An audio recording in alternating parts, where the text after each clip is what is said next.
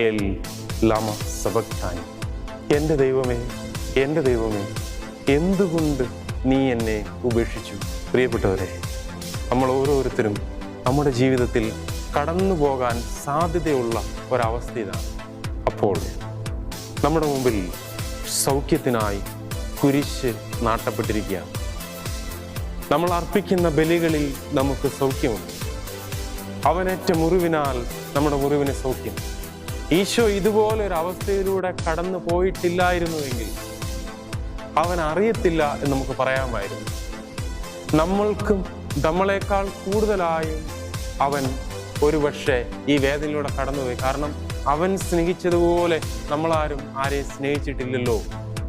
തമ്പുരാൻ അത്രയധികം സ്നേഹിച്ചു, അത്രയധികം എളിമപ്പെട്ടു. പത്രോസിന്റെ മുമ്പിൽ പറയുകയാണ്, ഞാൻ മുട്ടുകുത്തി നിന്റെ പാദങ്ങൾ കഴുകുന്നില്ലെങ്കിൽ നിനക്ക് എന്നോടുകൂടെ പങ്കില്ല എന്ന് പറഞ്ഞ് തടഞ്ഞ ശിഷ്യന്റെ മുമ്പിൽ പോലും എളിമപ്പെട്ട് പാദങ്ങൾ കഴുകിയ അവൻ്റെ അന്ത്യത്താഴവേളയിലെ സ്നേഹ ശുശ്രൂഷ.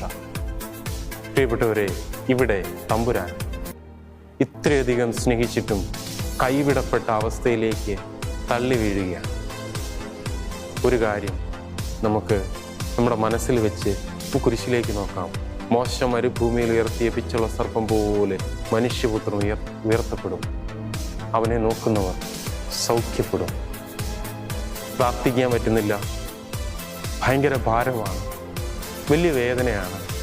ഇടവപ്പള്ളിയിലേക്ക് പോവുക, കുർബാനയുടെ കുറച്ച് മുമ്പ്, അല്ലെങ്കിൽ വീട്ടിൽ തന്നെയുള്ള ക്രൂശിത രൂപത്തിലേക്ക് കുറച്ചു നേരം നോക്കിയിരിക്കുക. വെറുതെ നോക്കിയിരിക്കുക. ക്രൂശിതൻ, ആ കുരിശ് നിങ്ങളുടെ അടുത്തേക്ക് ഇങ്ങനെ അടുത്തടുത്ത് വരുന്നത് പോലെയുള്ള അനുഭവത്തിലേക്ക് ദൈവം നിങ്ങളെ നയിക്കും.